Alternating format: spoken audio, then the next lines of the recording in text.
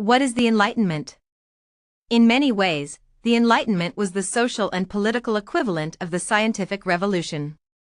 While the scientists looked for natural laws in the universe, Enlightenment philosophers looked for natural laws that governed society and politics. The era of the Enlightenment occurred nearly a century after the scientific revolution, in other words, in the 18th century. In many ways, the Enlightenment was the natural progression of Western thought dating back to ancient Greece and Rome. Salons of the Enlightenment. The brightest intellectual minds of the day used to gather in the evenings at the houses of wealthy people. These gatherings were known as salons, and were often found in major European cities like Paris or London. Philosophers were the celebrities of their day, and their company was much in demand. The wealthy competed for their attendance at their parties. In the absence of television or movie entertainment, people enjoyed lively and interesting conversation, and intellectuals offered interesting and unusual ideas.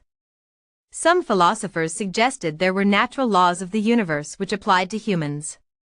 Surely, if forces like gravity governed the motion of planets, there must be similar forces governing human society. Underlying ideas of the Enlightenment. First of all, the Enlightenment was primarily a secular, non-religious movement. Most religion was regarded with skepticism, since religious conflict had raged for the last 150 years, since the Protestant Reformation, throughout Europe, taking many lives. Most philosophers, however, were not atheists. They were deists. Deists believed in a creator God, they just had a remote view of him. They often viewed God as a watchmaker, someone who created the watch, wound it, and then sat back and observed its operation. Besides being secular, the Enlightenment is rooted in a couple of main ideas, namely, reason and progress. Philosophers believed the use of logic and reason to be supreme. This was another reason they were wary of religion. Additionally, they believed that the use of reason would lead to progress.